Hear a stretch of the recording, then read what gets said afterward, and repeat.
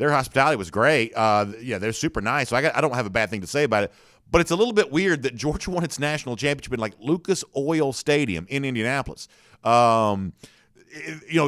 will all be forever linked to this stadium, to this town. Like it's sort of not the place you would have pictured Georgia winning the national title. But yeah, I mean, we'll take pilgrimages. Back to Indianapolis. Hey, this is where it first happened. No matter how many Georgia goes on to win in the future, this was the first time in many of our lifetimes.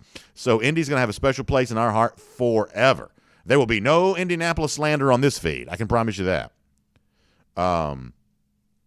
Jamie Scott is 1 gazillion% right. He says, I'm so glad we beat them before Saban retired because I feel like that would have haunted us if we never took Saban down. To be the best, you have to beat the best. That is exactly right. Now, listen, there is no disclaimer that comes on a national championship. And by the way, we are on Facebook, YouTube, Twitter, Twitch. Y'all, we're going to do some version of a real show in a minute. Let's just be casual for right now, if you don't mind. There is no disclaimer that comes to the national championship. You win it, no questions asked, no excuses, no nothing. The trophy speaks for itself. Jamie's right about that. But he's also more right about this, which is that the fact that you did take down Saban at the apex of his career to be able to do that does make it better. There's no such thing as making it worse because there's no such thing as a bad national championship. But there is a way to make it better, to make it sweeter, to make it more enjoyable. And taking down Saban right now, going back to the be the man, you got to beat the man type thing, which, by the way, Ric Flair, back on Twitter, all dressed up in his Georgia gear. Yo, I love Nature Boy, and it pains me to see what he's become. I'm just going to tell you that right now, because Ric Flair probably helped form my childhood as much as anybody possibly could. But the fact that this guy is just like 1 minute he's trashing Georgia before the Orange Bowl, now he's back on the bandwagon after this, when nobody really wonders who Ric Flair's cheering for anyway. I mean, that's the worst part about this. Like my version of Ric Flair is going to be the Ric Flair from the 80s, styling and profiling and, looking good in those $1 million suits and those alligator shoes. Whatever Flair's become at this stage of his career, I don't know. I don't know if I can endorse this. In fact, I'm pretty sure that I can. The point, though, is to get back on track here, is that Jamie is right. Beating Saban makes it better. The comparison I used before is that Jordan walked off a winner at the end of his career in the NBA, and that's great for the GOAT. Michael Jordan clearly is.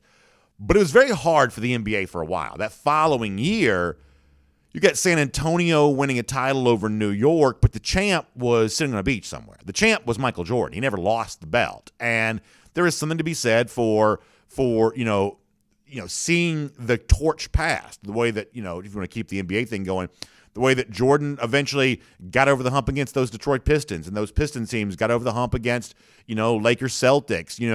There is something about validating the next era by watching that team take it from the previous grade. And had Saban just ridden off into the sunset, listen, Alabama's going to be preseason number 1 probably next year, and they're going to be, this is not the last big battle between Georgia and Alabama. There are going to be future battles there as well, and no guarantee that Georgia wins them. But Georgia now moves into those future battles against Alabama in a much, much stronger position, having won this national championship right now. And, people like speaking in absolutes. Georgia can't beat Alabama. Kirby Smart can't beat Nick Saban. No more absolutes here. What is absolutely true is Georgia did. Georgia is the reigning national champion. We're having fun talking about that today. We'll get the regular show started in a minute. So, for those of you just joining us, we're going to do some version of a regular show. It ain't full-blown regular show, but we're going to do some version of a regular show here in a moment. But for now, can we just talk for a second, if y'all don't mind? Yeah, Robbie R. says, took my coworker 11 hours to get home from Indy, what should have been a 9-hour drive. And I was saying this a moment ago. I was so, on cloud nine, I didn't even notice. First of all, I'm not great at math, so sometimes in my head I'm not quite tabulating how long certain things are taking, but it was just forever. It was just forever.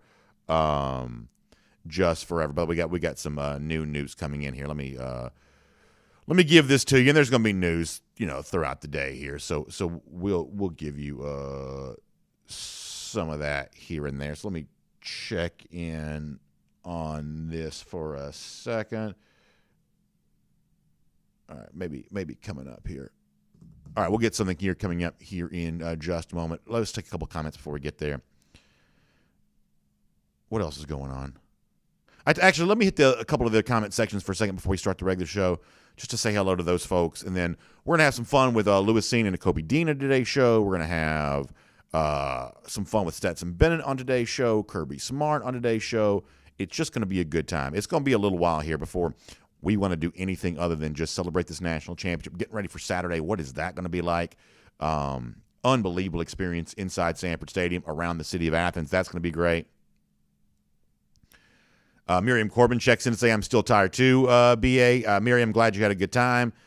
She says, I only slept an hour and a half before I had to pack up and come home. Yeah, that drive home yesterday, and flights weren't much better because I know my brother was on an early flight coming home, and I think he was not loving life with that situation either. It was pretty rough. It's pretty rough because we were up late celebrating that one on Monday night. What else? Rick Wallace says it's a great day, great week to be a dog. I'm thinking the next year is going to be pretty fun there as well. Caleb Janney says, bring on the news. National champs, now new season. Let's roll, reload. So Caleb's feeling pretty good about all this. Wes Underwood says, go Dogs. I'm trying my best to stay humble, but it's hard. Real hard. Man, that feels great. What's the old country song? It's hard to be humble when you're perfect in every way. Yeah, listen, that's the way a lot of Georgia fans feel right now. Roxanne Moody says the Ringo pick with the Titanic music seals the deal. I cry each and every time I see it and hear it. Yeah, so the Fowler call on that's great. The Titanic mashup on that's really good. There's also the mashup that's out there of the second and 26th throw kind of turning into the Keely Ringo interception as kind of a signal of the changing of the guard. Listen, y'all keep those mashups coming. I'm going to watch each and every one of them. I love them all. You know, I mentioned this on the show yesterday that for me, there were two moments. Obviously, the Ringo interception was what it was, right?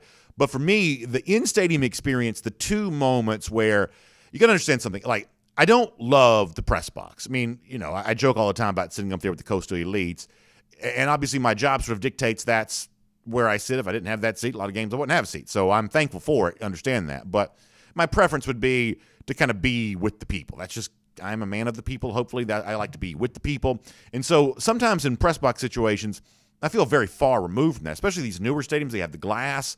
You don't hear a lot of the natural sound of the game. The Indianapolis press box.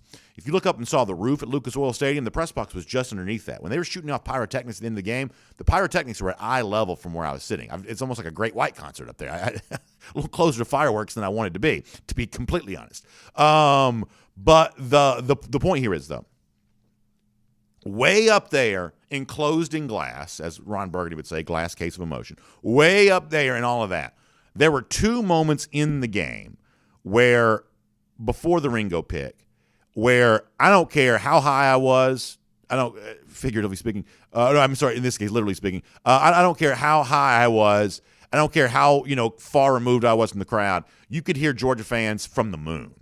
That was the first touchdown when James Cook has the big run, setting up Zamir White to get into the end zone. When Georgia, who had been straining for points all day long, when it finally got a touchdown, I'm telling you right now, I could hear that in that press box, airtight press box, 1,000 feet in the air. I could hear that as if I was sitting in the stadium. That's how loud Georgia fans were in that moment. And then the other one like that was when Georgia retook the lead after the fumble, turned into the Bama score. When Georgia retook the lead then, not the A.D. Mitchell touchdown. It wasn't that. It was when Georgia went back on defense after that. And that's kind of when I made the reference on Twitter to hunkering it down one more time. And you sort of got the sense that everybody in the stadium sort of knew, all right, this is winning time. This is the moment when you can take home this title. And I'll tell you right now, for me, this was more so, in the stadium, this was kind of the moment for me, even more so than the Ringo pick six, when the crowd just got into it with Georgia going back on defense after retaking that lead and kind of everything that went on there with that. That's the moment where it just started to feel truly real, that Georgia was in the midst of winning a national championship. It was going through the plays that would result in the title, and you had a sense that it was unfolding as it was happening. So, for sure. John Arena says, I'm in a lot better shape this morning than on Sunday morning. Yeah, that's probably the case. That is indeed probably the case. Randy Hall, we will do more of those. Some of y'all enjoyed this when we took the phone calls. I always say, I'm sort of an old school radio person, so I use a lot of radio language. Part of the reason why the show looks the way that it looks is because I just kind of came from a radio background. So when I say we took the phone calls, it was really the Zoom calls. But yeah, we had a good time doing that. We're definitely going to do that again. Michael O'Neill. At a certain point in time, I wish I could be classier than this, but at a certain point in time, I probably am going to pat myself on the back a little bit for I do feel like I'm taking the W home for my prediction on what Nick Saban would do after the game. I appreciate Michael noticing that. I have to say I probably noticed that there as well. Steve Highland mentioning the fact that Georgia's next game's against Dan Lanning. Like, how strange is life right now? Like everything is confusing right now. I've slept 5 hours in 4 days. Georgia's next game is against Dan Lanning. It's not G-Day. Like, this is a very, very strange time. Let's see what else. A couple things, and we're going to start the show. Joel Moody reminding the dogs to hydrate and sort of try to work our way back towards normalcy. Yeah, it's going to be a little bit of a transition there. Myra Herbert Bush says, I picked up the 16-page AJC commemorative stuff. Yeah, we told you about this yesterday. I'm going to keep telling you about this in the next couple of days. There's a book coming out. I am lucky enough to be a part of this book. It's a huge source of pride to me. Huge source of pride that I was able to kind of pin something to be in the new book that's coming out. This is going to be really, really good. And you got to understand something. Over the course of years, like, these are books that I would have read and collected. I remember the book they did when Georgia won the SEC title in 2002. And, first of all, I can barely read. The notion that I'm, going to write something is just beyond my ability to even comprehend. But getting a chance to be alongside these titans who have written so many great things about Georgia over the years, man, what an amazing thing that is. Amazing thing that is. Yeah, so the field editions. Do I have field editions with me right now? I don't know that I do. But, oh, my gosh, what an amazing thing. Keith Fold says G-Day is going to be another 93K. Yeah. I mean, poor Athens is not a big town, y'all. Y'all got to be careful with Athens. Athens is small. Like, if you're too rough with it, it will break. I mean, this is, like, Athens is a dot on a map the size of, there are so many people on their way to Athens for this weekend. You've already seen some of the stuff that's been going on. Like, I saw the Barstool video. It was insane. I mean, G-Day, like there may be people who are literally trying to keep the party going from Saturday all the way to G-Day. And like, Athens, a very, very small town. Obviously, yeah, it's had its experience with big parties, but the number of people. See, here's the problem. It's like, the young people kind of know how to do all this, and for the most part, their life is a continual part anyway. But this weekend, y'all, the olds are coming, and they're going to do it like it is 1980 all over again. Like there are a lot of, and I use this, I'm including myself in the category here, and I'm having some fun here. But there are a lot of folks who are ready to relive their glory days in a big way in Athens here this weekend. So if there's trouble this weekend or trouble whenever, it's not going to be the young people that do that, because they're probably a little bit better with pacing themselves. Plus, they just have recuperative powers that the rest of us don't have. If it's folks who are stirring it up and getting in trouble this weekend, it's going to be people my age. Those are the people who are going to be stirring it up here this weekend, if I could guess, although it is my duty as a member of the Coastal Elite Broadcast Media to encourage you all to make wise decisions. Van West said if Athens didn't break the other night, it ain't going to break. Yeah, you may be right about that. Let me get a couple YouTubes, and then we'll try to do a show. All right, hold on one second, y'all.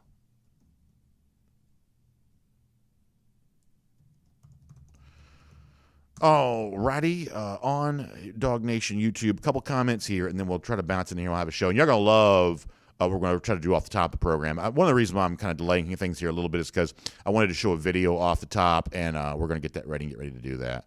Stephen Venanti, one of our great commenters for so many times in our YouTube comment section, was there in Indianapolis on Monday. He popped on our post-game show. And by the way, I had so much fun with that post-game show. So many of you are very kind about that.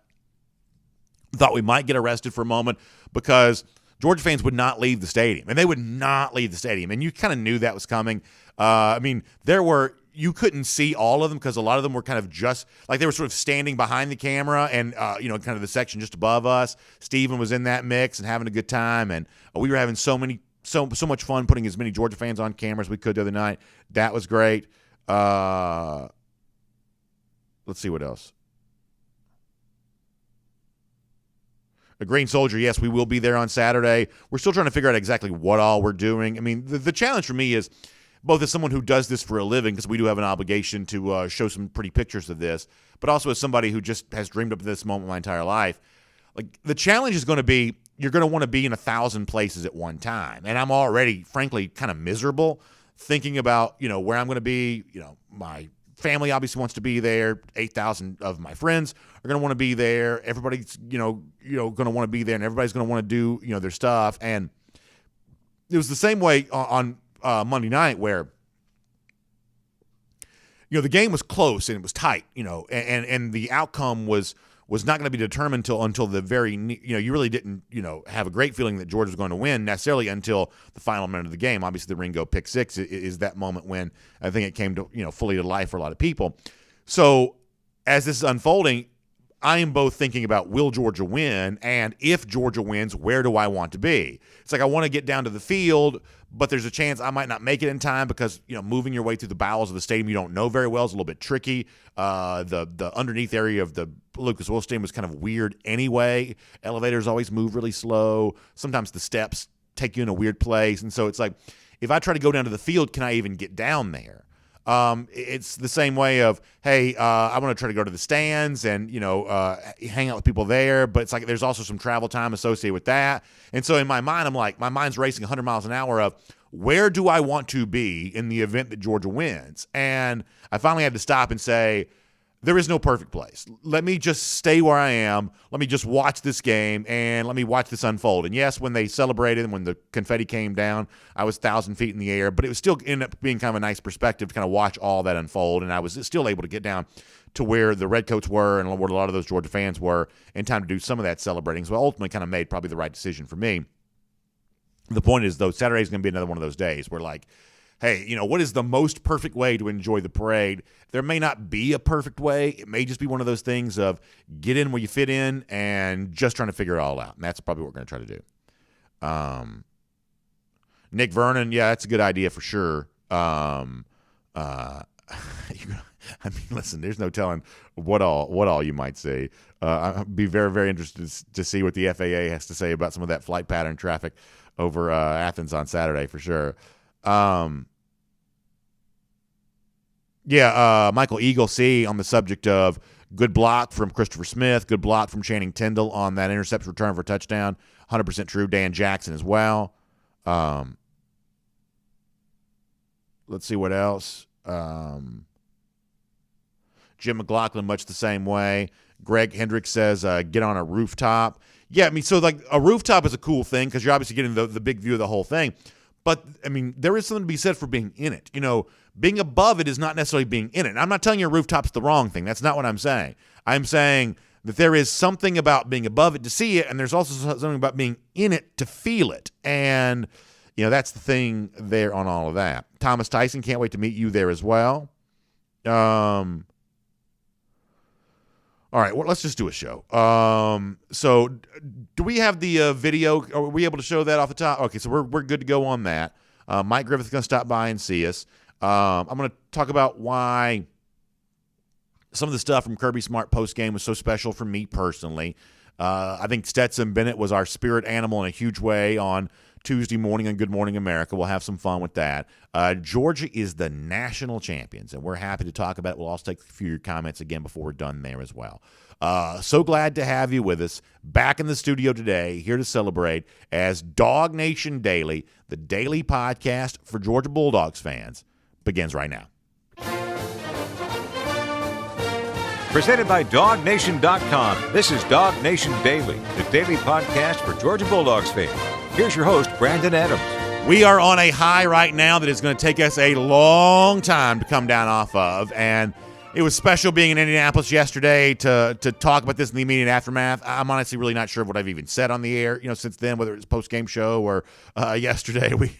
we have certainly had a wild ride here the last couple of days, and in a lot of ways, it's just really fun to be back in the studio again today. I am probably still not at my best. I am probably still not at my peak performance here right now, but there is no place I'd rather be than in this studio right now doing this show. We were a little late kind of getting started live on video just because we were still sort of talking to some folks, and we're going to keep on doing that, and you're just going to soak this in. We're going to enjoy it. And yes, we know there is a busy off season to come with a lot of news, and it's our job to cover that, and it's our job to talk about that, and trust me, we will do all of that. And I enjoy that part of the job too. I enjoy talking about putting the pieces together for what happens next. But we are not going to rush this moment. We are not going to rush into a conversation about anything other than what Georgia got accomplished on Monday, winning a national championship. The yearning for that had lasted a very long time, and so it's only right and it's only fair that that with the desire that was out there for such a long time to accomplish this goal, now that the goal has been accomplished, we just take a little bit of time to just appreciate it, just to take a little bit of time just to enjoy it. So we're going to try to do that. And I don't know. I mean, it's like I'm like a lot of you. I just spend a bunch of time on the internet right now. And, all the great mashups of the Keely Ringo interception, I am here for all those. Want to watch those. Coach 30's got his breakdown of the Alabama film up. I was waiting on that. It did not disappoint. That is really good. And something else that I saw somebody else that put on social media, actually it's from DawgNation, but somebody else put it out there. Yeah, to me this just seems like a really good way to start, because how do you build a team that beats the Alabama Crimson Tide?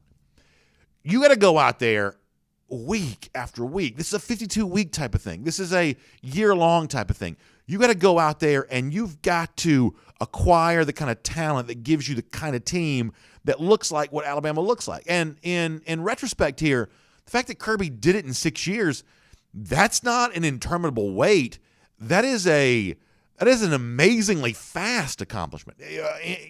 When you think about how much of a market leader Alabama has been in college football, and they're not certainly off the national stage just because they lost this game, but they have been overtaken on that stage, at least for right now. When you think about the fact that Kirby goes from being rookie head coach to national champion in 6 years, and the fact that he did that while I think you can make a very strong case that the greatest coach of all time was at the apex of his level of performance, and yet Smart still did this as fast as he did.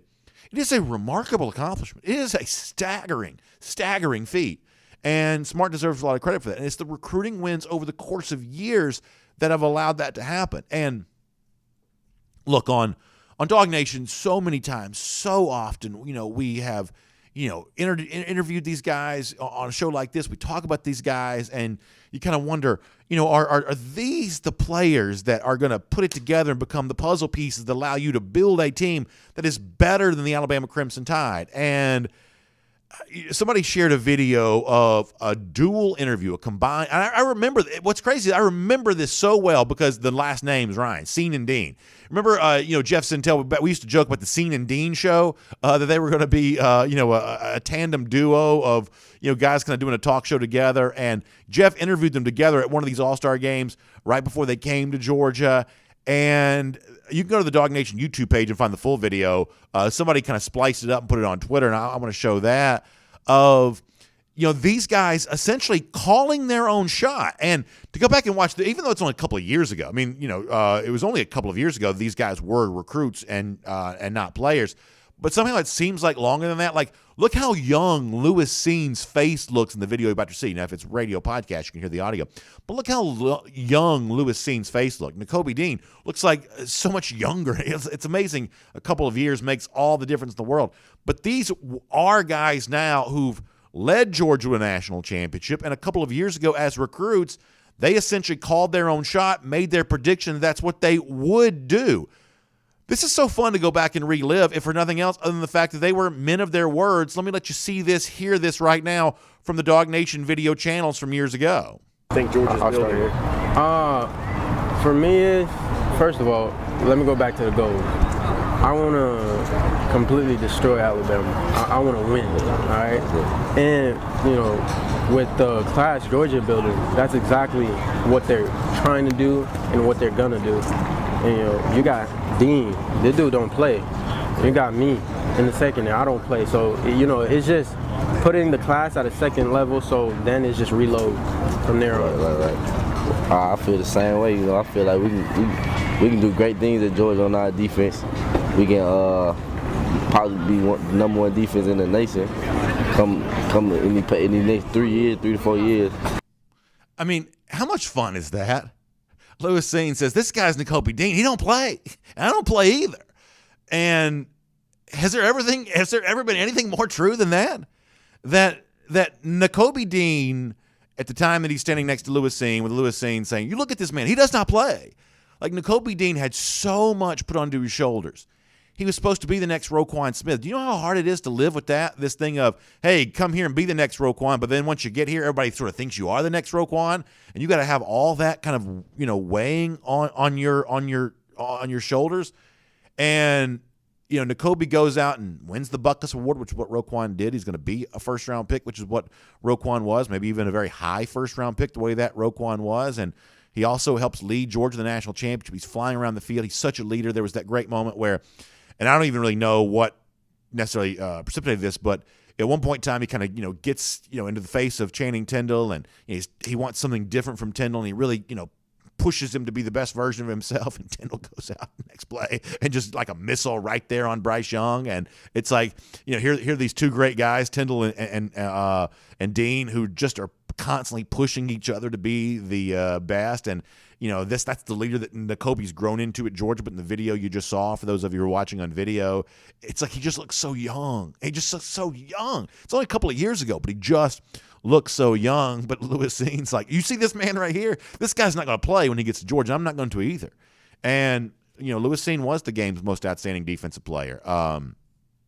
Well-deserved honor for him. And it's just the brute physicality which he's played the game with that has become so contagious for everything else. And, you know, I mean, it took a lot of, you know what, to be back there and say, we're going to beat a team that's going to completely destroy Alabama. We're going to beat a team that's going to completely dominate Alabama. And, you know, listen, Alabama's not going anywhere. Alabama's going to be a thorn in Georgia's side here, you know, for the future, of course. But now these are two teams that are fighting with a very different tone around that rivalry. Now it is a rivalry. Georgia is the reigning national champion, and Dean and Nakobe Dean right there, I should say Lewis Cine and Nakobe Dean right there, called their own shot. And I don't know. I mean, that's the kind of thing I'm going to find myself doing a lot here over the course of the next few days, of just going back and looking at some of this stuff from those years. The story of how a guy like Lewis Cine got into this program.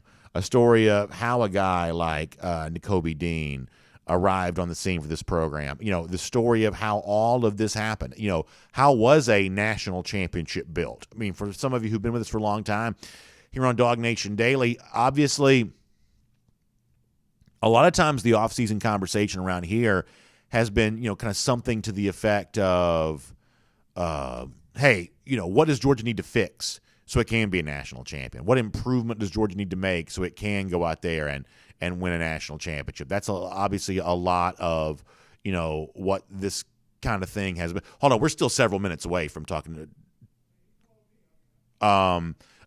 you know, a lot of this has been that, but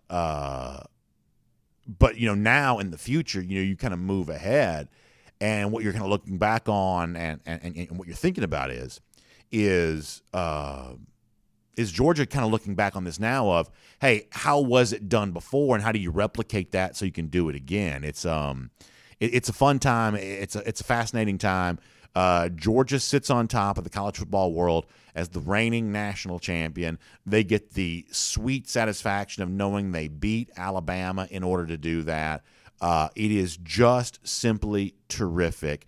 Nakobe Dean, Lewis Cine, going back to their time as recruits in the past, they a part of what leads Georgia down this road as recruits, saying that's exactly what they're going to do.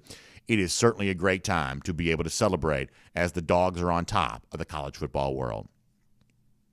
And I'm Brandon Adams, and this is DawgNation Daily, the daily podcast for Georgia Bulldogs fans. Happy to have all of you with us today, no matter how you get to us today, whether it be Facebook, YouTube, Twitter, Twitch, here on video. Obviously, we start normally at 9:45 with our First and 15 at DawgNation.com, the DawgNation app, running a little later on that here today.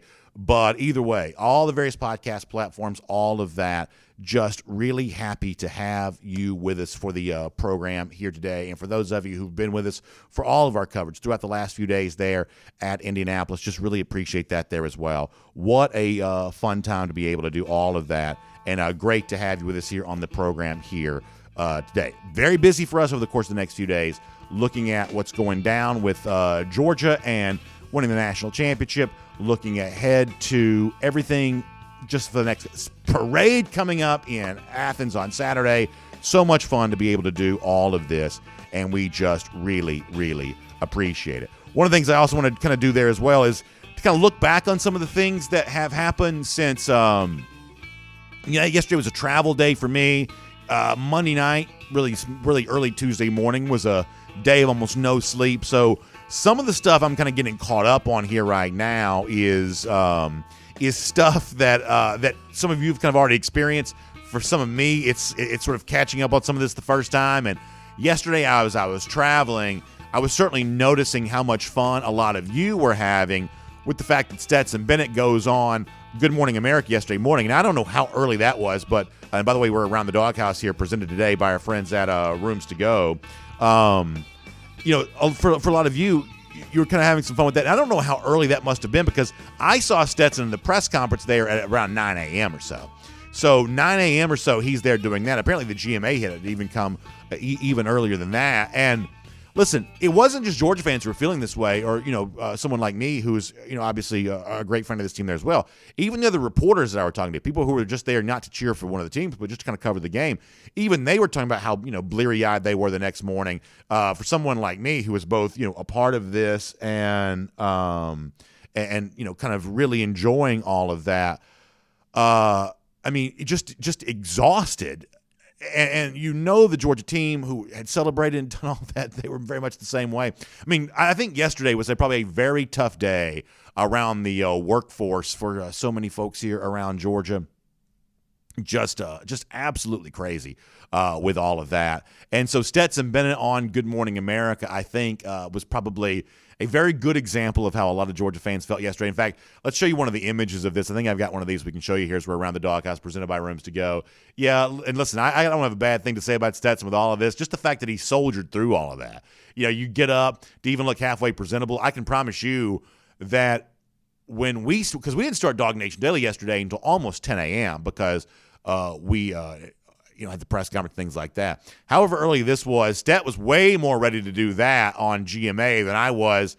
Even by 10 a.m. yesterday morning, I was having a hard time. So good with him on that. And as far as how he sounded, Michael Strahan and Stet going back and forth a little bit, I very much enjoyed this. And it's one of those things, as I said before, the indelible memory of the post-game deal was the fact that I didn't get back to the hotel until after 3 a.m. I was still awake at 5 a.m., the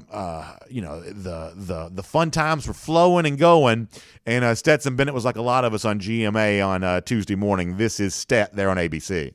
MVP Stetson Bennett is joining us live. Stetson, good morning, my friend. How you feeling this morning after that incredible performance last night?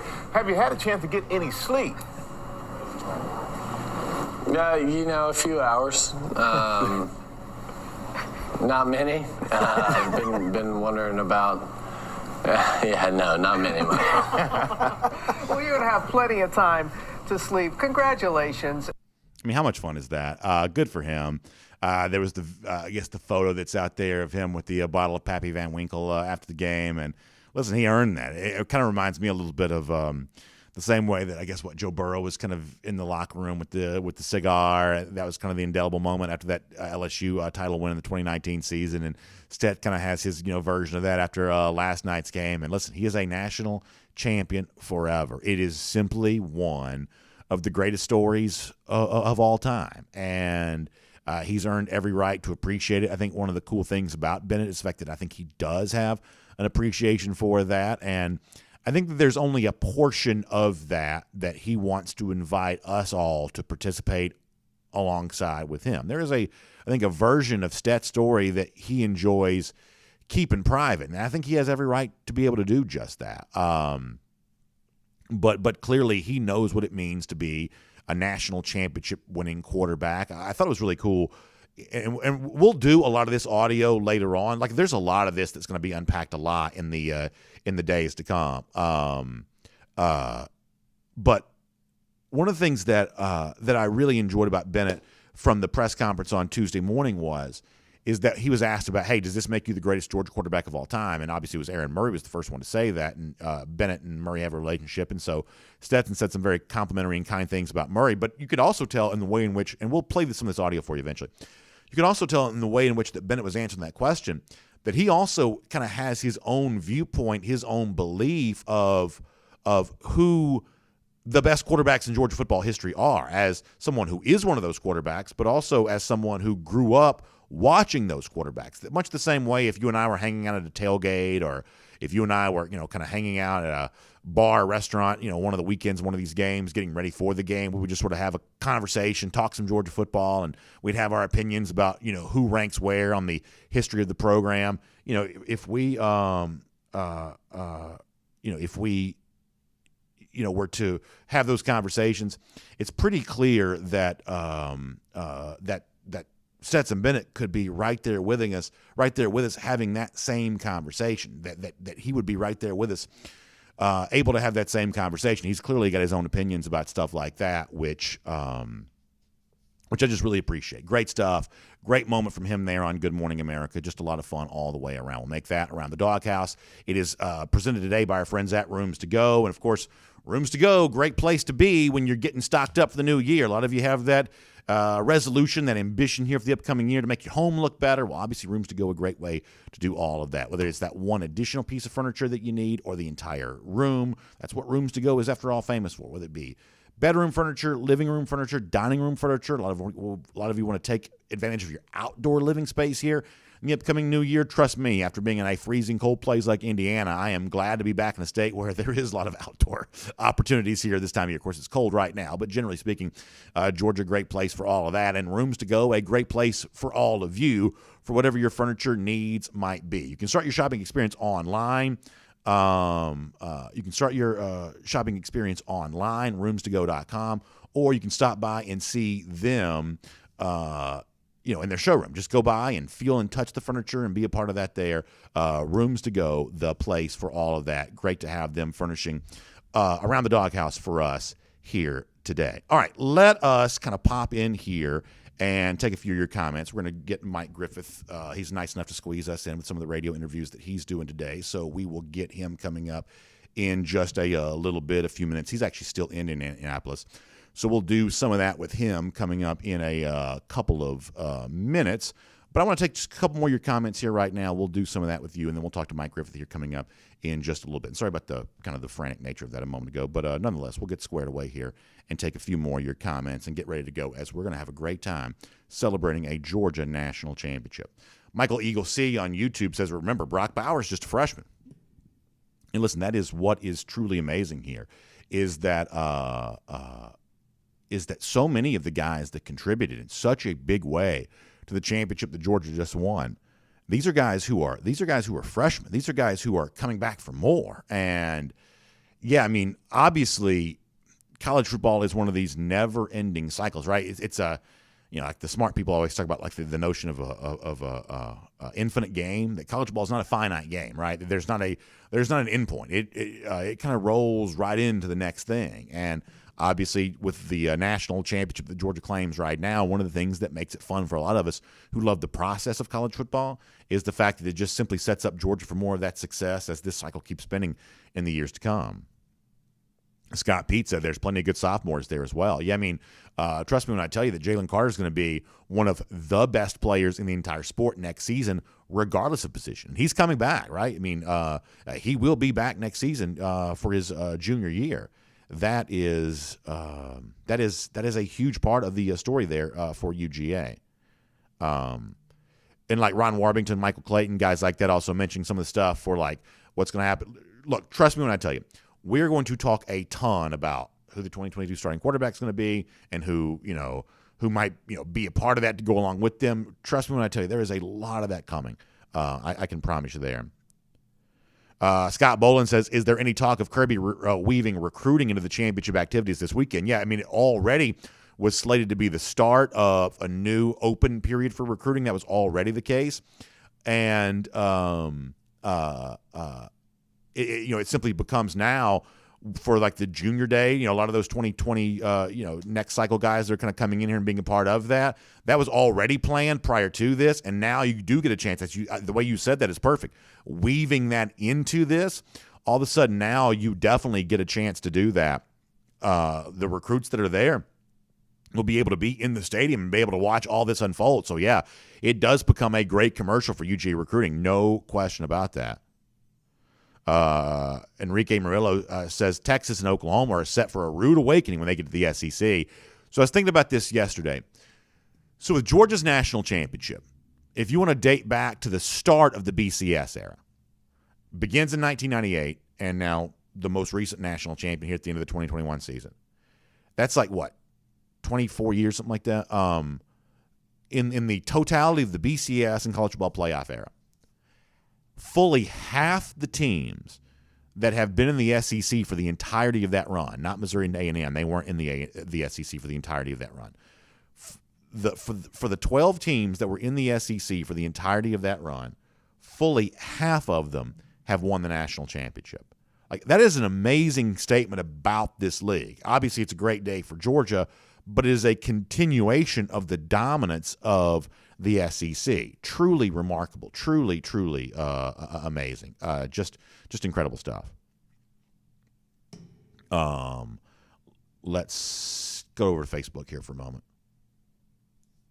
Doug Rayburn now turning the tables on Florida about how many years it's been since they've won the national championship. Yeah, that is going to be one of the most one of the rudest awakenings of all. Of a lot of these fan bases who've, kind of built their entire, I guess, trash talking repertoire around the whole notion of, the whole notion of how long it's been since Georgia won the national championship, the long drought since 1980. All of a sudden, now that Georgia's national championship is in the present tense, and every reason to believe this is the first of, what could be more to come. All of a sudden, now there is a little bit of a recasting of this. Of, gosh, Florida's last national title is 2008.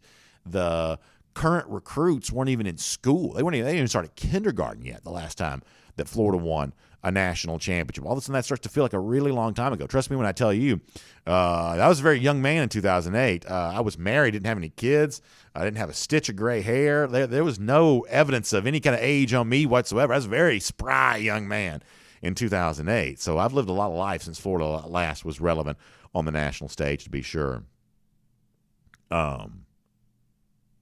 But Jeremy Chapman also having some fun. The old spring game attendance number for Florida, but the number of days since they won the national championship, and Dan Mullen thought he was so cute and so proud of himself for doing that. Yeah, their spring game attendance figure here this year going to be a lot different all the way around. Corey Welch. This is a very important thing, and like one of the things we've been talking about over the last couple of days is the need to make sure you give full credit to where it is due for all the decisions made during the game, all the players of the game that really helped Georgia do what it did. Corey Welch brings this up that I can't say enough about bringing in Broderick Jones and switching Salyer to guard. Finally, one of those big game adjustments that Kirby made that people said he wasn't capable of beating Saban. Go Dogs. Yeah, that was a big adjustment. It was the kind of thing that Georgia knew that it could do, and you don't get a chance to do that unless Broderick Jones truly is ready, right? And they knew that he was ready. They knew they could make that decision, and when they saw that Salyer might be more valuable over at the other side, over at that guard position, when they saw that was true, they pulled the trigger. They got that done. So you got to give credit there to all the players who were involved and the coaching staff that makes that decision. When you put together all the pieces for how Georgia got that national championship win, a part of that is the decision to move to Broderick Jones there in the game and allow Jamari Salyer to slide over to the guard position. That is certainly true. We'll do more of this over the course of our time. We'll have some fun. We'll have that conversation with all of you Also, still in Indianapolis, looking back on how it all gets done for the Georgia Bulldogs. Let's get ready now here on DawgNation Daily to talk to Mike Griffith for the first time as the Georgia Bulldogs stand on top of the world as the reigning college football national champions. Here on DawgNation Daily, our buddy Mike Griffith right now. From Athens and across the SEC or wherever the recruiting trail may lead, here's a DawgNation.com insider. So Mike has not come home from Indianapolis yet, but I think he is coming back here today. And Mike, are there still any Georgia fans left over? Are there still any Georgia fans dragging around Indy right now? Some of them may have missed their flight or missed their bus or missed whatever. There may be some Georgia fans that buy a house in Indy after the city was so good to the Dogs here this weekend. Boy, I'll tell you what, it was amazing. There is still some remnants. There's confetti. You know, I walked across to that Circle City Mall. I had to buy a suitcase to bring home all the extra stuff that we picked up here in Indianapolis. BA, it was I should have given it to you and Connor to put more freight in that van. You know, I know you were hauling a load as well. Sure. I mean, but to your point, I mean, I don't know if any of us can bring home enough of Indianapolis and the memories and what we saw transpire. I mean, it was such a remarkable night. The college football playoffs were just unbelievable. Georgia didn't disappoint. I mean, yeah, we all walked out of that Mercedes-Benz Stadium after the SEC championship game, kind of shaking our head, just not sure what was going to be next. But you know, Kirby Smart and those Bulldogs responded like champions. I mean, they absolutely bulldozed Michigan. And you know, my first take was, geez, Michigan wasn't nearly as good as I thought. You know, upon second take, I'm thinking, holy cow, the Georgia Bulldogs turned it up a completely another level. And you saw that against Alabama because, boy, that was a real slobber knocker of a game. I mean, that's a 9-6 game, Brandon. You know, with 3 minutes left in the third quarter, it's 9-6. There hadn't been a touchdown scored the first 42 minutes of that game. Yeah, I mean, I don't mind telling you that Georgia played way better defense against Bryce Young than I would have thought was possible. And, I mean, in my wildest dreams, did I think that Georgia could go that long without yielding a touchdown to Alabama? No, I didn't. And, yes, I know the Jameson Williams injury is a part of this story there as well. But, frankly, if your offensive hopes rest on one player getting injured, then you're not as good as you think you are, first of all, to the Alabama folks who might be tuned in and listening to this. But the injury was an issue here. But even that said, you're still talking about the Heisman Trophy winning quarterback. I believe that Bryce Young would be the number one overall pick in the NFL draft. He was eligible to be in the draft this year. Obviously, others have said that there as well. That's how good that I think he is. And in a day and age which you're not supposed to be able to do this defensively. Kirby Smart had told him over and over again, you can't win national championships this way. You know, defense doesn't matter anymore. You know, the way in which the Georgia defense asserted itself in this game, Mike, I thought was, even though I had high expectations for what Georgia could do defensively, they even exceeded all of that. I did not know it was that possible to play that well against a quarterback this good, but Georgia clearly did and clearly went out there and got that done.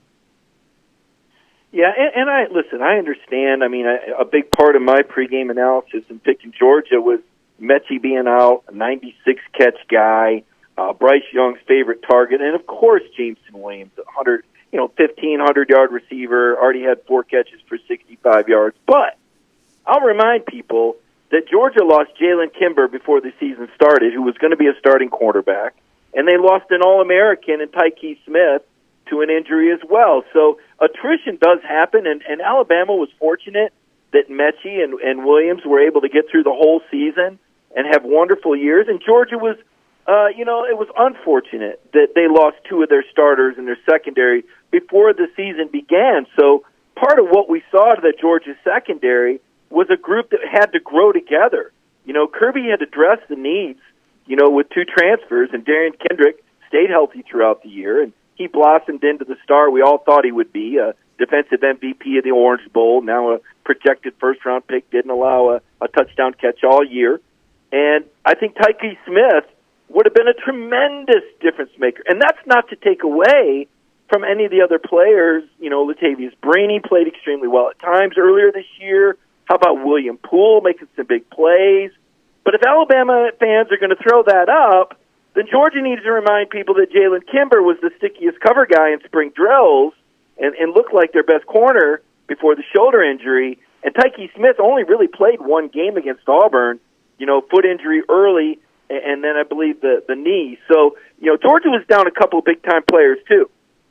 Yeah, I think that's exactly right. Mike Griffith here on DawgNation Daily here today, and clearly the moment that's going to live forever, the oil paintings, the T-shirts, the pregame video package with the Larry Munson narration that's part of Sanford Stadium is obviously the Keely Ringo interception. That's the thing that everyone will always remember. Yeah, I think in the immediate aftermath of the game for me, Mike, there are a few other plays that I thought were just as crucial to contributing to the victory. They just didn't happen last. And you and I talked about this a lot during the game. The James Cook run that set up the first touchdown score is as big a play as it happened in this game because Georgia needed something offensively.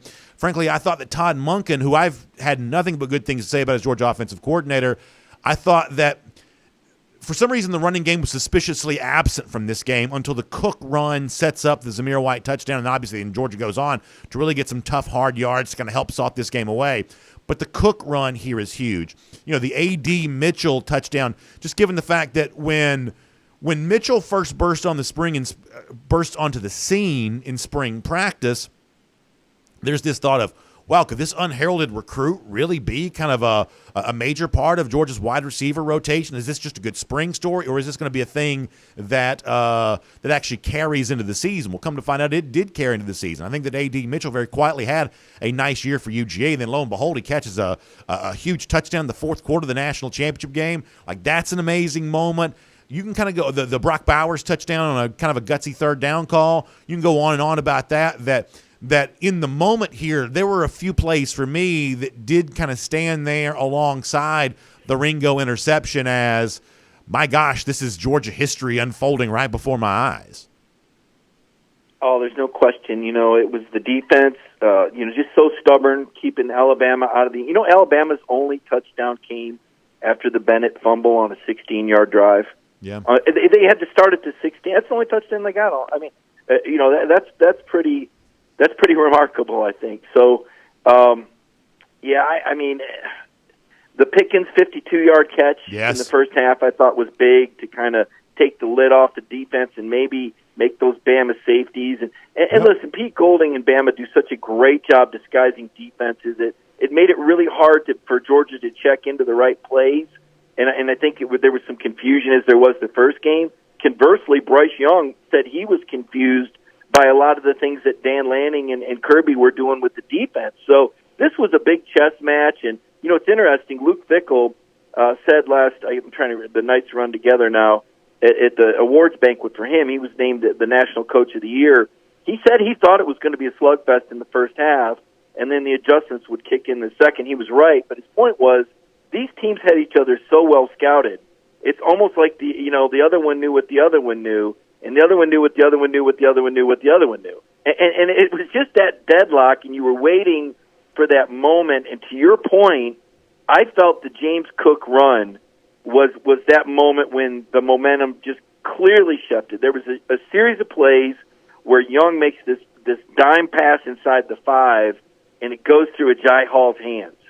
And that set up the field goal attempt, and Carter blocks it, and then the next play, Cook goes 67 and sets up the first touchdown. I mean, there's a 14-point swing in those 3 plays. And to me, that was where Georgia going toe-to-toe, having that resolve, being able to assert itself, that's where this group of dogs was different than the one that faced Alabama the first time in Mercedes-Benz Stadium this season. And we'll spend a couple more minutes with it here. If you talk about the ways in which this game unfolds in a way that makes it even more enjoyable for those Georgia fans that had kind of craved that chance to see Georgia beat Alabama, the fact that it happens with Alabama having the halftime lead, if you follow the live, in-game wagering, Alabama had shifted to the point spread favorite there based on the way the first 30 minutes unfold. Georgia scoring 20 fourth-quarter points. That was always the thing that had plagued Georgia in previous matchups against Alabama was the absence of scoring in the fourth quarter, especially the 17, the 18 postseason games. The absence of offense in the second half and the fourth quarter in particular. The fact that Georgia comes alive after what appeared to be a dark moment.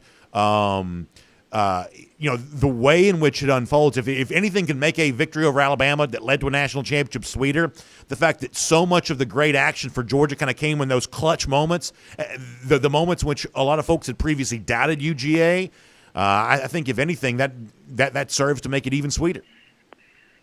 Yeah, I mean, the cool thing was, I mean, this was a game, and you and I watched it together, BA, and we didn't know which way this thing was going to go. I mean, you really didn't know. Yeah. I'm sitting there trying to think, trying to write a game story to publish on deadline, and I'm thinking, I don't know where to begin. I'm still waiting for something to happen that's definitive enough to know, because it's 9-6 and it's getting kind of late. I'm going, man, something's got to happen here. And I turned to you, B. I'll share this with the audience. I know you got a kick out of it. Sure. In hindsight, you got a kick out of it. Because I promised BA that I wasn't going to jinx Georgia. Because Sure. I've said to him more than once, Georgia's got this, BA. Right. and it didn't work out. This time, there was a receiver that missed the pass, and I said to Brandon, I said, Bama just doesn't got the juice, Brandon. They just don't got the juice. And the very next play, a guy catches the ball over the middle, and Brandon's like, Mike, I said, okay, I got it. I'm no more. I'm not going to say another word. Yeah, for but sure. it was just, we really didn't know. I mean, it was just that exciting and that much fun, and now you can kind of go back and pick through the moments and remember how you felt when those plays were made and what was going through your mind. And, the Ringo interception, that definitely was the clincher. But I'm going to tell you what, I did not believe that Alabama was going to score on that final drive. As I said, that defense was so good. The only touchdown drive Bama had was only 16 yards. So I was thinking I saw Bryce do this to Auburn. I was at the Iron Bowl when he went 97 yards. I said, it ain't happening. I thought Georgia had won. And to me, though, that definitely was the icing on the cake. And it was a lot of fun. And that's when the Georgia fans really cut loose. And we saw, I think, what did we estimate, 75? I saw somebody estimate 80% of the fans there were Georgia. I'd say 75 is probably a safe estimate. Well, certainly the ones that were there were enjoying themselves in a big way. And I'll finish with this, Mike, if you don't mind. So, I've said before that for a program as resourced as Georgia is, the 40-plus year wait to win a national championship is a little weird. It's kind of strange that Georgia, who has so much going for it, had to wait as long as it did. That does feel like kind of a long drought, kind of hard to imagine that it would take that long.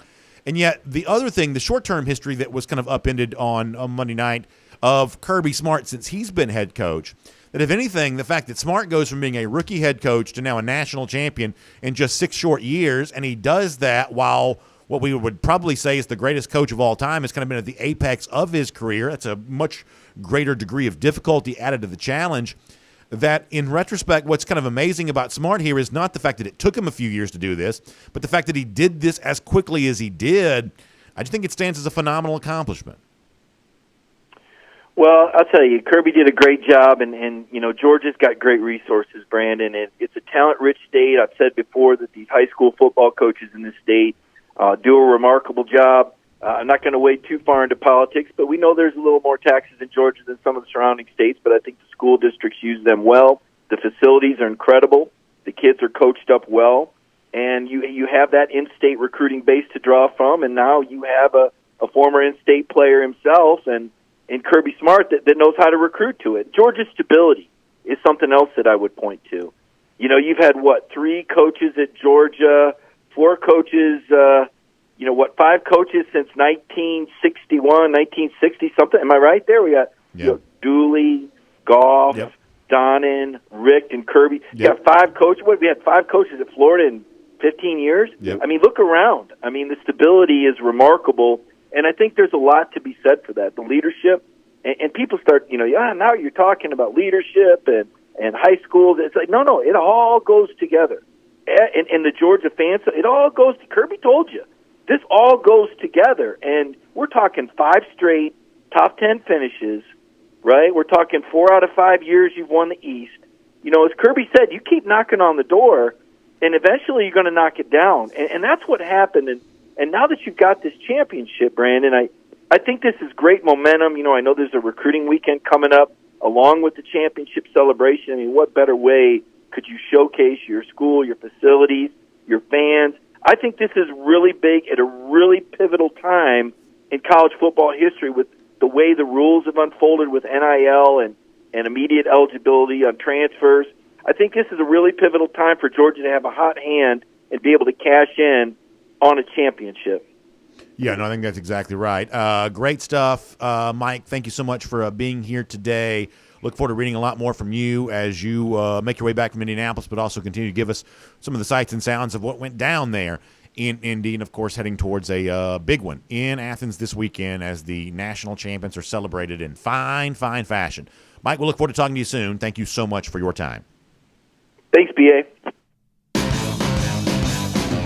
Let's take a look around the rest of the league. This is SEC Through. Yeah, so Mike brings up kind of an interesting point there that I think on the one hand, you can obviously say, well, as I said a moment ago, hey, 40 years, long time to wait for a national championship. But on the other hand, just because you spend a lot of money on football and you live in a state that cares about football, just because all that's true, that doesn't guarantee that you get the trophy. You have to still go out there and earn it for yourself. And I think when you tell the story of how Georgia did this, obviously Kirby Smart gets to be the coach that brought it to UGA, and he deserves that. You know, at Alabama, they build a statue for every coach that wins a national championship. That means Nick Saban's already got one, Bear Bryant's already got one, Wallace Wade has one, Gene Stallings has one. You know, national championship coach means a statue. I think Kirby Smart is deserving of a statue at UGA for being the coach that brought a national championship back to this program. But when the story gets told of how all of this happened, it is more than Kirby Smart. Some of this predates Kirby. And I said this in the postgame show on Monday night. You know, Mark Richt gets some credit here because how does a coach like Kirby go from rookie to head coach in 6 years? Well, you better inherit a program that's not completely barren. That's not an empty cupboard's worth of talent. And Georgia had that. And yes, you know, maybe had a hard time getting over the hump and actually being a winner there, but also had some bad luck befall in the 2012 season. And maybe if that goes different, then maybe, you know, it's Richt who's celebrating here at the end of the 2012 year. And even Stetson Bennett acknowledged that there on Tuesday morning with the press conference stuff there too. But the success that Richt had over the course of 15 years laid the groundwork of what Kirby Smart was able to kind of come in now and finish the job of and win that national championship. He gets some credit for that. I think guys like Jim Donnan and Ray Goff get credit for that. You know, Donnan being a coach that helped kind of form Kirby Smart as a player, you know, laying the foundation for him to also one day go to become a good coach. Donnan is a part of this story. I believe Ray Goff's part of the story because he helped, you know, kind of recruit guys like this that come to a place like this and you know, have some of that success there as well. That these are guys that just have a chance to kind of, you know, just be part of the story. And you look back on them and you just kind of remember them differently, you know, because all of that all of Georgia's history adds up to what ultimately results in a national championship here in the year of 2021. And that, man, is a lot of fun to say out loud, a lot of fun to consider. We're going to go cruise around the SEC, at least just slightly here, presented by our friends at Royal Caribbean. Of course, it's a great time to be on a Royal Caribbean cruise ship. So many great things planned here for us in 2022. So when we're booking Royal Caribbean cruises, when we're having fun doing all that, it's the cruise and vacation authority that we turn to and we trust to take advantage of the great experience with Royal Caribbean. Perfect day, Coco Cay, private island right there in the Bahamas, only for those on a Royal Caribbean cruise ship. Obviously, the legendary onboard entertainment, Royal Caribbean, really setting a new standard for that kind of thing when it comes to enjoying that on the seas. That is what Royal Caribbean is known for, and you can enjoy it yourself. If you check out our friends at the Cruise and Vacation Authority, well, we're booking Royal Caribbean cruises. We're using the Cruise and Vacation Authority to get that done. So check them out, tcava.com. That's tcava.com. You can also give them a call, 770-952-8300. That's 770-952-8300. That'll get you in touch with the Cruise and Vacation Authority. A couple of UGA grads run the place. They are on cloud nine about Georgia winning the national championship, and they're ready to help you with your Royal Caribbean cruise vacations here in 2022, as they've helped me there as well. tcava.com, 770-952-8300. That'll get you in touch. A couple of pieces of news to get to here real quick. This is not, thank you very much. A couple pieces of news here. James Cook has now announced his intention to move on to the NFL. This is not surprising news. He'd already accepted an invitation to the Senior Bowl anyway. He was clearly moving on. But he puts it out, makes it official there on social media, saying, DawgNation, Monday night, it still feels surreal. I like that from James. Bringing a national championship to Athens was the ultimate goal of my college football career. And that's now been completed. I want to thank every single person that supported us throughout the season, and the love I have for you is forever. I'd also like to thank my family, Coach Smart, Coach McGee, the athletic training staff, and the University of Georgia. He says 4 out. James Cook, one of the big names that helped lead Georgia to a national championship, not just in Indianapolis, but also his performance against Michigan in the Orange Bowl, allowing Georgia to punch its ticket to the national title game. Cook leaves UGA with quite a legacy left behind, and so now he's ready to move on to the NFL. And James Cook, like a lot of these former Georgia players, especially at the running back spot, are going to have a lot of folks cheering for him as he moves on to the next level. And this is an example, much like the Amir Speed news yesterday that Matt Zenitz had reported on 3, where he's going to the transfer portal. We're about to have a lot of this. So just go ahead and buckle yourself up and brace yourself for this. There is going to be a lot of transfer portal stuff and a lot of NFL departure stuff here over the course of the next few days. Some of it expected, some of it possibly unexpected, some of it unfounded rumor, and there was already some of that yesterday as well. You may have seen some of that bubble up on social media a little bit too. So trust me, we're not going to be on like national title cloud forever. We're going to eventually kind of get back and start doing the work of covering this team again. I can promise you that. We're going to do that very, very quickly here. We are going to also take our time to enjoy this. We're not going to apologize for that either, but we're capable of doing more than one thing at once. We can celebrate and have a good time, but also cover the news as it's ongoing. And here's just kind of the one thing I'll leave you with on all of this. And here's what I'm sort of hopeful of, is that now that the national championship is present, you see that over, right here behind me, the DawgNation National Champions thing. Dog National Champions, our cool new logo that we're enjoying for right now. Now that Georgia has the national champion trophy, my hope is it sort of takes the edge off these conversations just a little bit. My hope is that people will realize is that, hey, so-and-so goes in the transfer portal. There's nothing to be afraid of. Like I try to live my life in absence of fear when at all possible because, life has a tendency to kind of work out okay. For Georgia football, things have a tendency to kind of work out okay here. So guys are going to go to the NFL. Guys are going to transfer. I have every reason to believe that as a lot of this stuff unfolds over the course of the next few weeks, Kirby Smart even previewed some of this for you yesterday, that he already knows there are players who are entering the transfer portal. They've been good enough to keep that quiet right now as Georgia's been going through its national championship run. That's about to start coming out. And as it does come out, as it does play itself out, just know this, that when it's all said and done and when Georgia gets back to the business of spring practice come March, back to the business of playing games starting next August, that however the roster management stuff worked out, that it's going to be a net positive for Georgia. In other words, when you've got the resources Georgia has, you will marshal those resources to put a championship caliber team together next season, even if some of the faces are kind of in flux here a little bit. And the only thing you can control, this is what Kirby Smart understands, this is what the coaching staff here understands, the only thing you can control is the pipeline of talent into the program. Once they get here, some players get hurt, you have no control over that. Some players decide to transfer out, you can't fully control that, especially in a day and age in which they're just not enforcing the tampering rules. They're just not.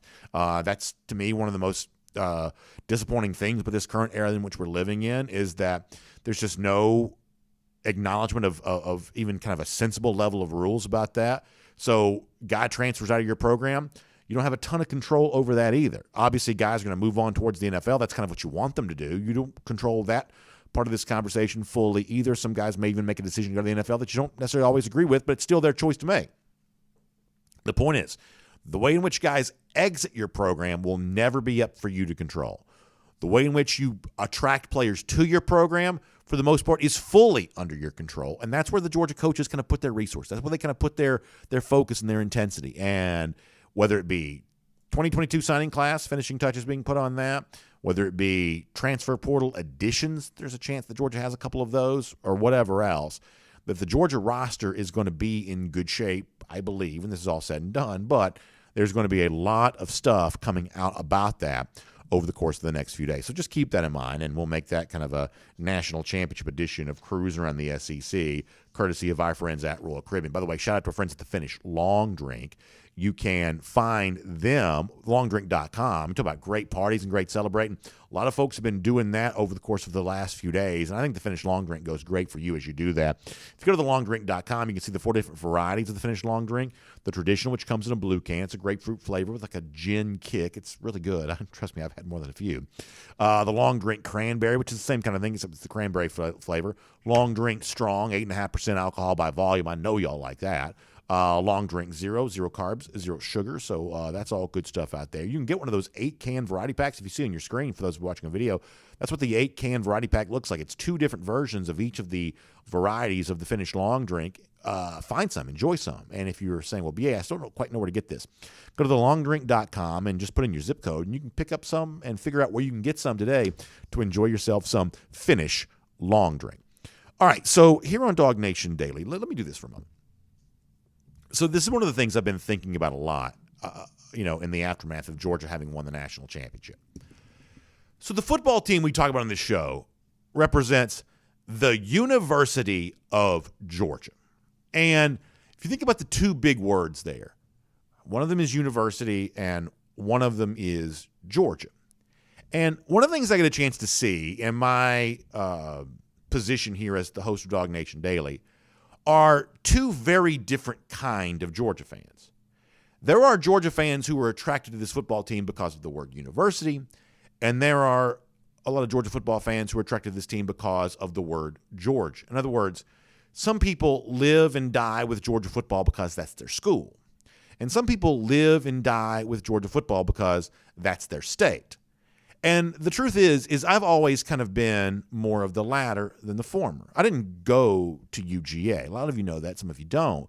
The fact of the matter is, even back in the 90s, when the Hope Scholarship was first getting started, Georgia's probably academically now in a different level than where it once was. But even back then, I really couldn't go to Georgia. I wasn't a very good student. I mean, I passed, but I not a great student. Georgia wasn't really an option for me when I was, coming out of high school.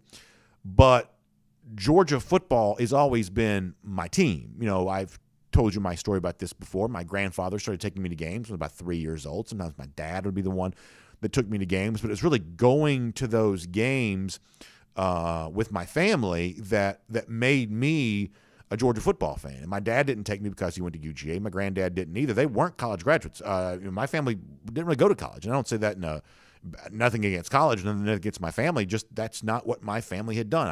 I think, the first person in my family on either side, mother or father, to ever graduate college. And that's no great accomplishment because I didn't exactly sail through college either. But, I got a degree. And prior to that, that's not really quite what my family did.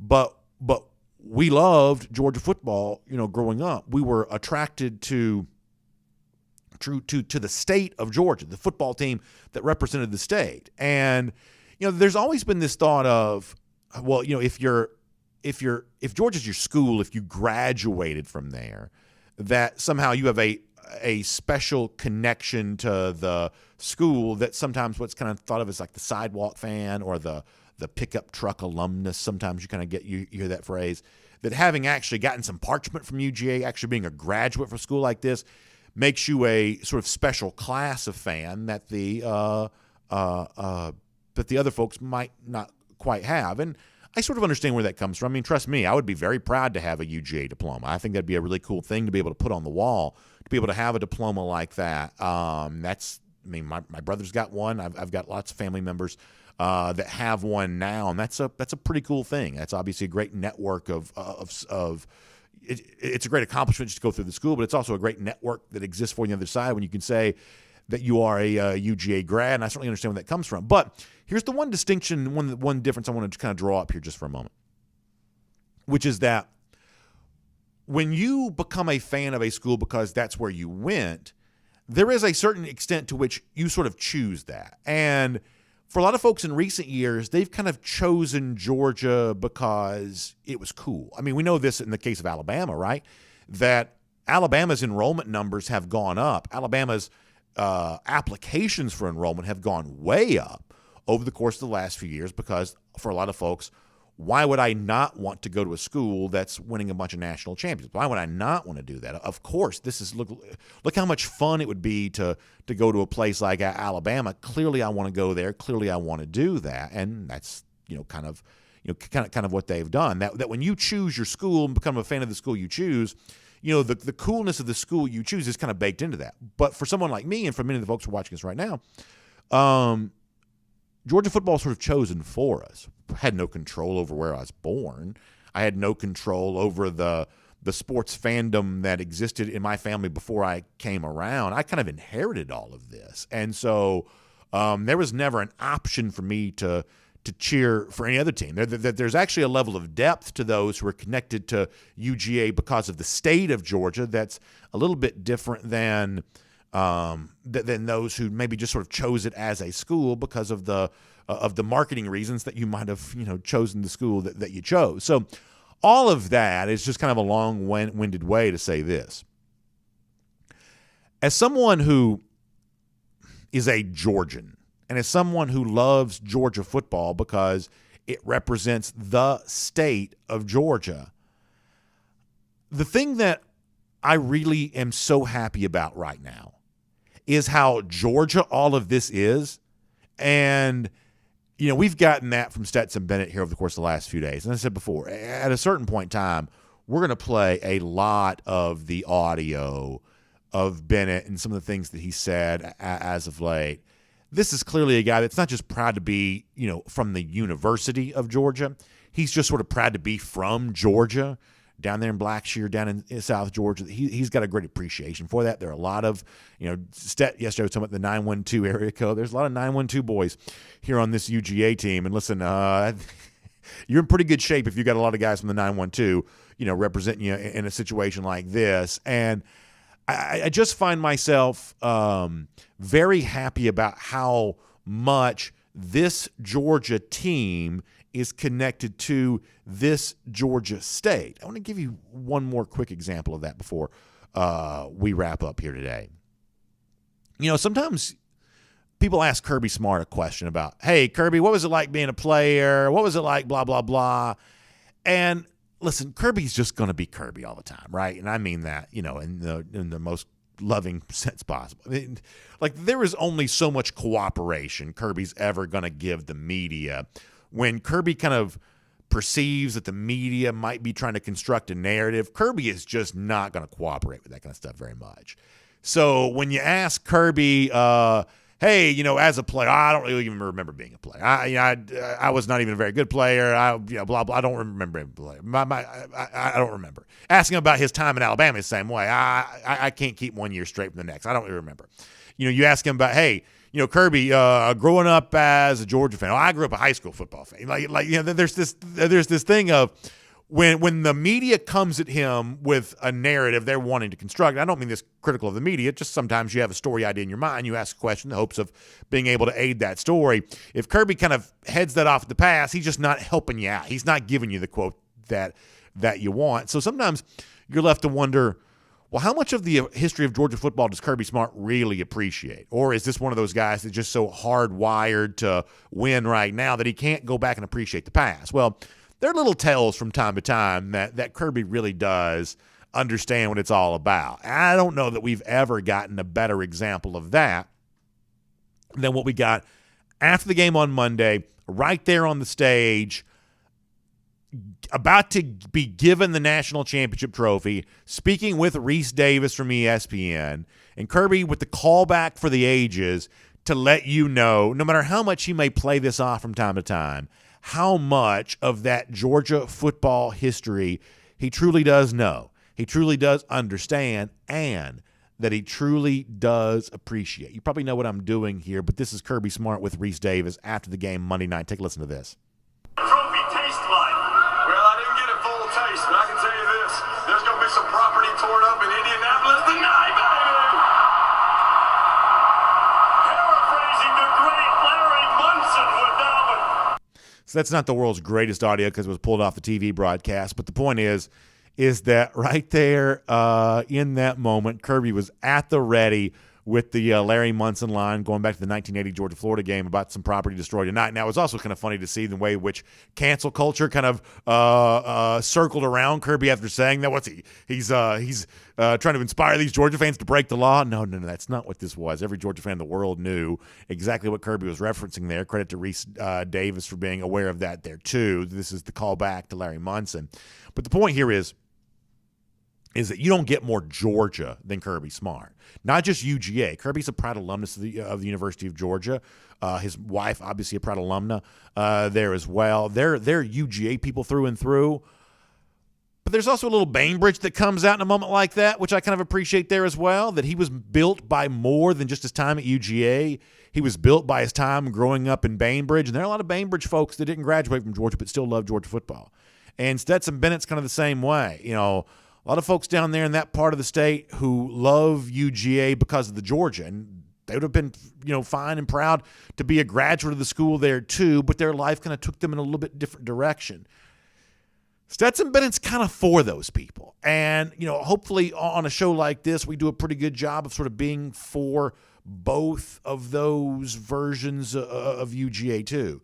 For the people who are proud of the university and for the people who are proud of the state, you know, everybody comes together and says national champions right now. So the bottom line on all this is I am really happy with how UGA, the university, shaped Kirby Smart. But I'm also pretty proud of the way the state shaped him long before that. And for a lot of folks whose connection to this team, as Jason Aldean would have said, the dirt they were raised on. For a lot of folks whose connection to UGA is because of that, this is a special moment for them there too. And with that, we'll get ready to wrap things up.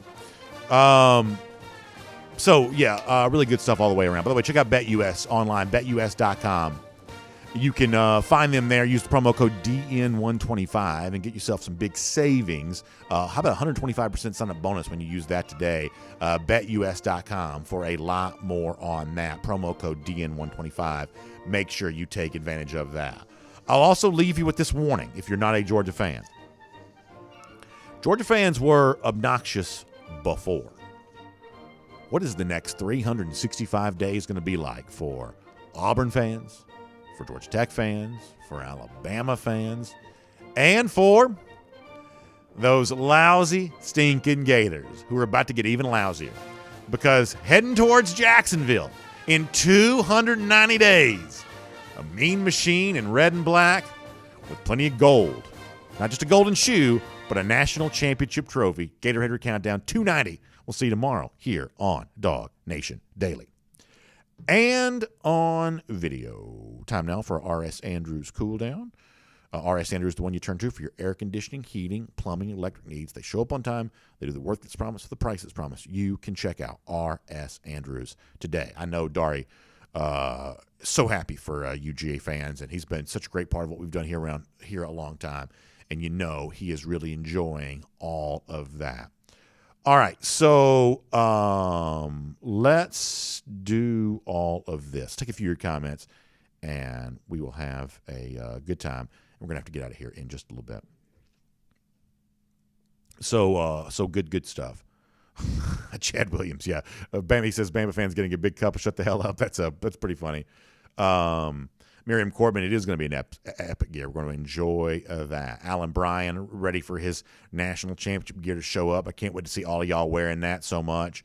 Daniel Aldrich says we're going to definitely be looking like Mr. T with all that gold displayed. Yeah, like maybe almost like Flavor Flav style. Like I might get a gold chain and just with the national championship trophy just kind of hanging down below. That's going to be great. Steve Shafini says your fandom isn't defined by where you're from or where your degree is from, but from your passion. That's well said by Steve. I really love that. That's great stuff. Wendell LaRue, very funny stuff.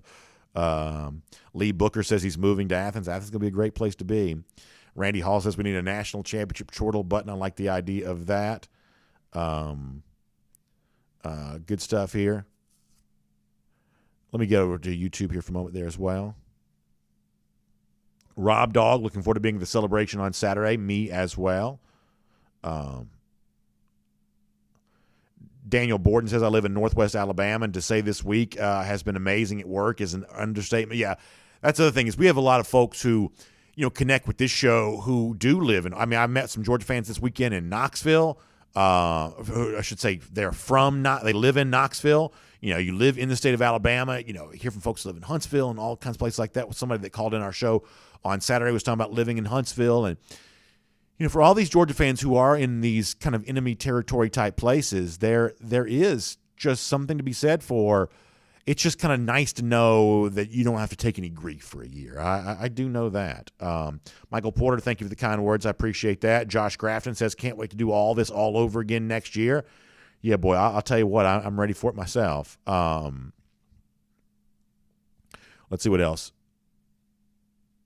Anson McMahon on the subject of Kirby Smart's vertical leap. Yeah, listen, he got up in the air. There's that one great shot kind of from the back end where you see, Keeley, running the Kirby Smart leap. That's good stuff. Let's see what else. Boy, comments are coming in flying fast here. A lot of folks having a good time here. Dana says, can't wait to see those national championship rings. Yeah, boy, can you imagine that? I mean, every team, I guess, gets their chance to kind of design, those a little bit. And, imagine that, what I'm assuming is going to be that Georgia G right there in the middle of a national championship ring encrusted in diamonds. Oh, boy, that is really something to think about right there. And I also think about, some of my friends in the sports staff and things like that who I'm assuming are going to get their own championship ring there as well. A little bit of jealousy. A little bit of jealousy around that, but a lot of folks certainly have worked hard and earned that opportunity. That is going to be great. Anson McMahon says the parade's going to be crazy. 316 is going to be gridlock. It really is. Really is. Green Soldier says time to start barking back at some of those fans who've done a lot of talking over the years, and I'm guessing that's going to be going on for a long time. Stets Flip-Flop says something the same way. What are those opposing fan bases going to say now? They can't say. 1980, he says Bama fans going to have plenty of excuses. I'm sure that's probably true there as well.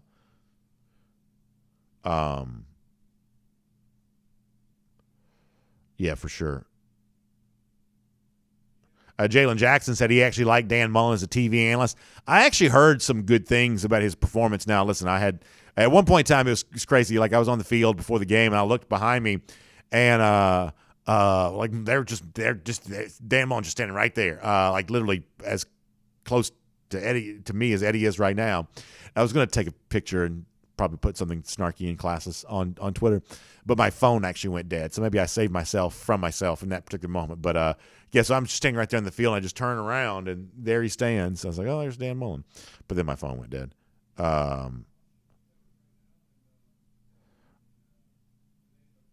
Bubba says that 3 different Georgia freshmen scored touchdowns in the national championship. That's really cool. Ringo, the redshirt, A.D. Mitchell, and Brock Bowers. That's really cool. Really cool. Johnny Lester says Zamir White had some clutch power runs. Yeah, it's actually a bookend of the season, right? Because in retrospect, the win against Clemson was pretty big for Georgia because Clemson went on to win 10 games. By the end of the year, they were actually a pretty good team again.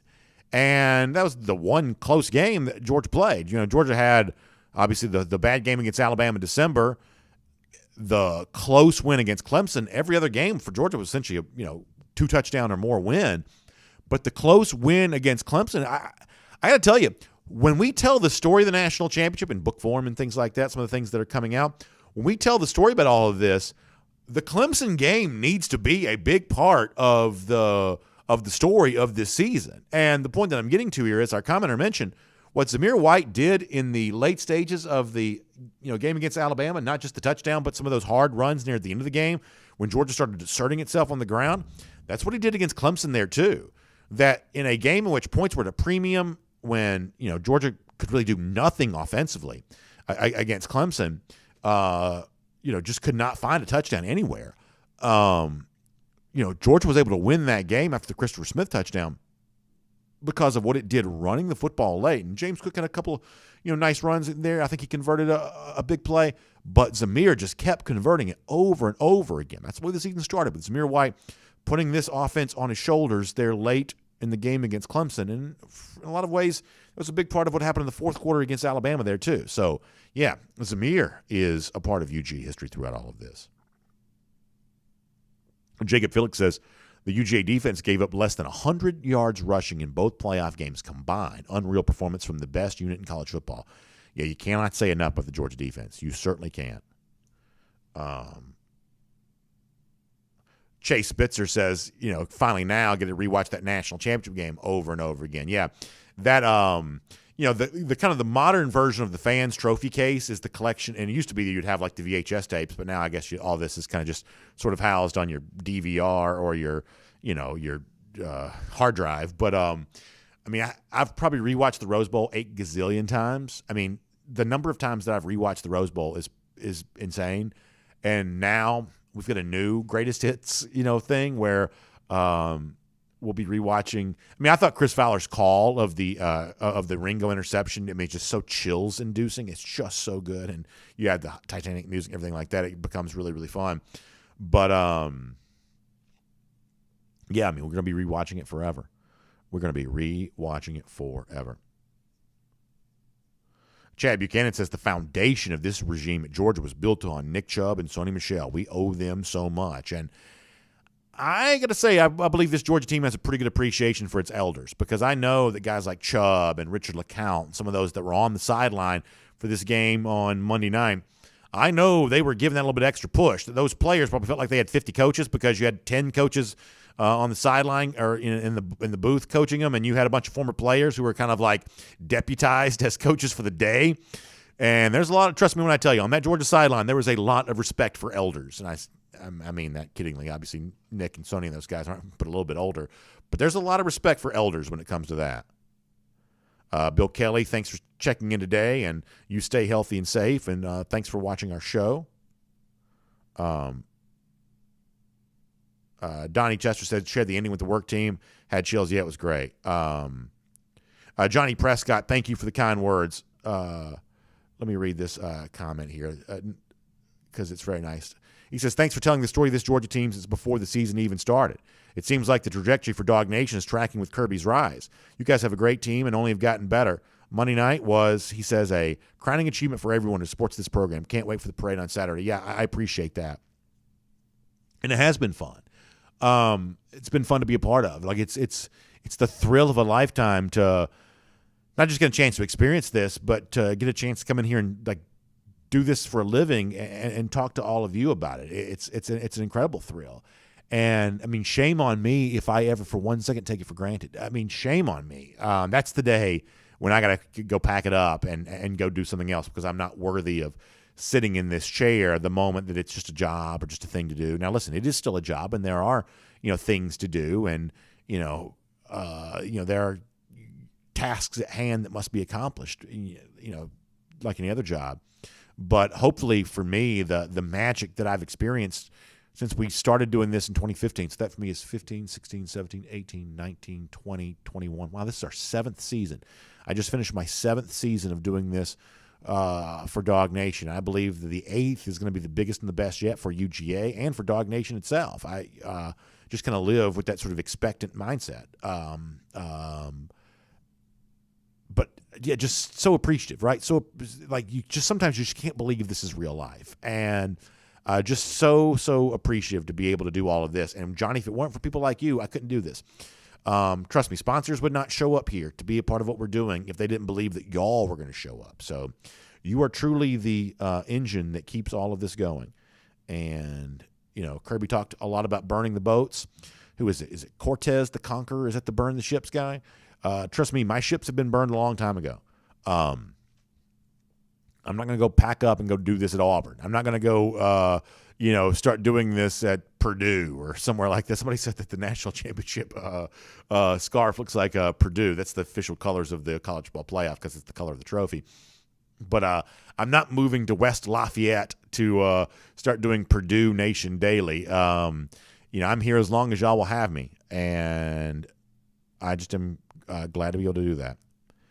By the way, Philip Hudson and Philip Jordan Wells talking about how the season began with the defensive score, the Christopher Smith interception. It ends the defensive score, the Keely Ringo interception. And that, my friends, is how you book into season. Yeah, Matt Rugavine on the subject of about the Hernan Cortez thing. I thought yesterday's press conference, first of all, that was the first live press conference I'd attended in gosh knows how long. Part of that's because I'm always in this box, and then part of that's because we've obviously had, a global pandemic. I loved every minute of that press conference yesterday, and I was, I mean, like I was basically my own version of Stetson Bennett, Good Morning America, sitting there in the press box. There wasn't enough coffee in the world to get me cranked up yesterday, but for a lot of reasons. But I'm sitting there kind of watching the thing through one eye, and I was just loving every minute of it. You know, Kirby telling the story about Cortez, and Stetson doing his stuff, and it was just really good, really, really good. And I do like the way in which it's funny. It was good. It was great stuff. I believe it's online. You can watch it. Miriam Martin Corbin, I love this. She says the new battle cry for Georgia's third and Ringo. There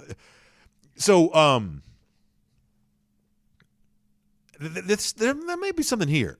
Miriam may be onto something. So for some of you who are like big into like the football history, and we got to go soon because I got to get a radio show together, and I've also got to take a rental car back. Actually, a van. You want to talk about cool? You've never seen somebody look cooler than me driving a dadgum minivan to Indiana. That thing handled like a mail truck. But we had 1,000 bags. We had camera bags and everything else too, taking field editions and all that kind of stuff. So anyway, what was I even talking about? Oh yeah. I forget what I was talking about. But so Miriam, I think she may be on to something. That for a lot of like football history people, the story of like the way in which sometimes an interception is called an OSCE, right? And some of y'all may know this better than I do, that when I guess the call is that when you get an interception, you want the defense to turn around and start blocking. The call is OSCE. That's the call that's used. And I don't know how I was talking about the van, how I got to this point. But anyway, Miriam says that about the Ringo thing. And the call for an interception is OSCE. And my understanding is that OSCE was General Neyland's dog, right?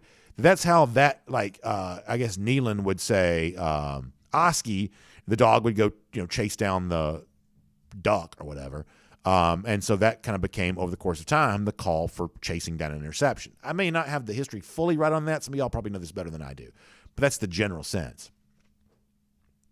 For now and forevermore, shouldn't a pick six be called a Ringo? First of all, Ringo's just a fun thing to say anyway.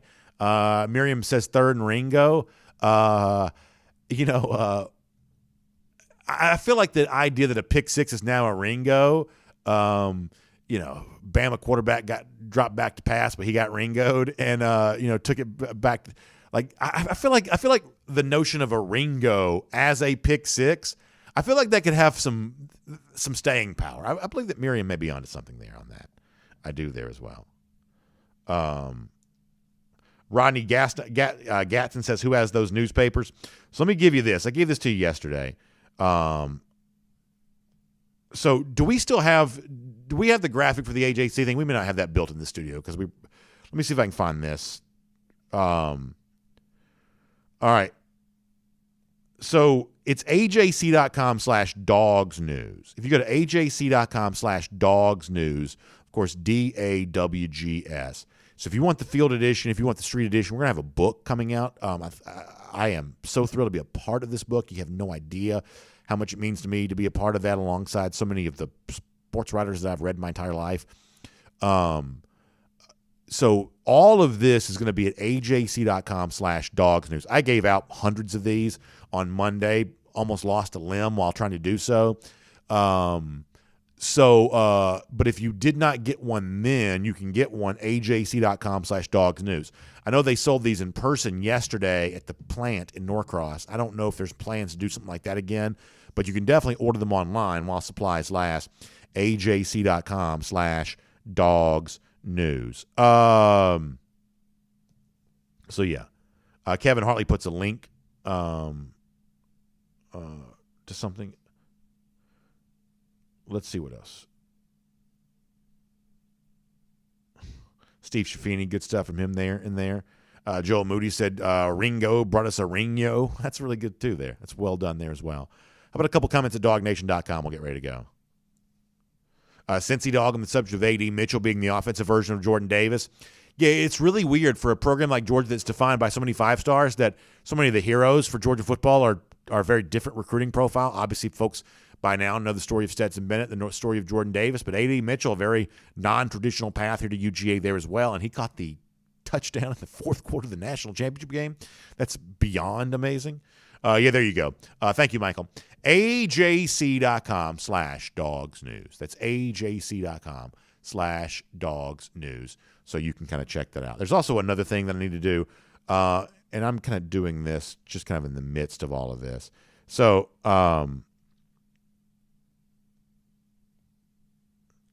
let's see here.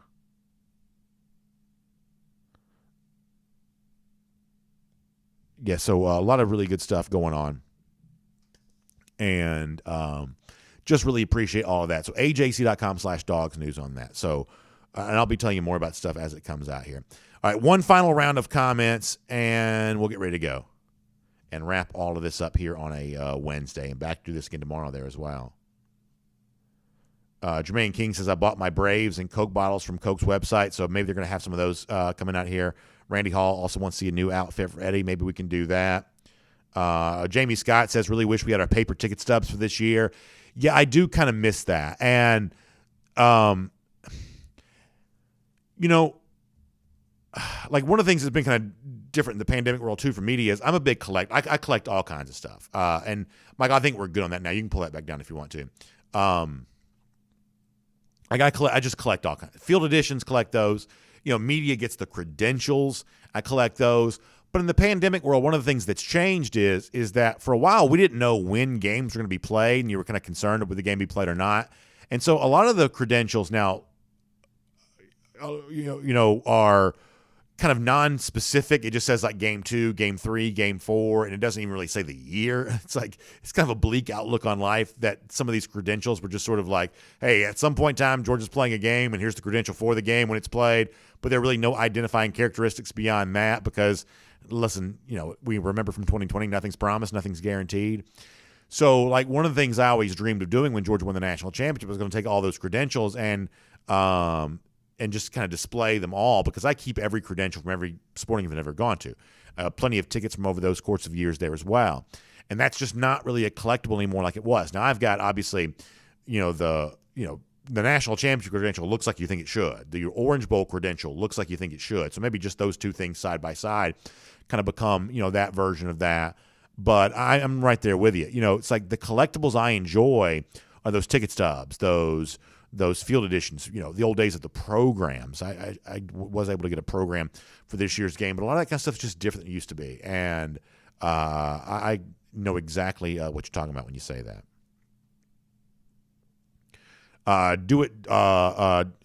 Doc Sal, talking about the 1980 season when I was a student. Yeah. So, I mean, I know a lot of folks still have all those tickets. I've seen them displayed, really nicely.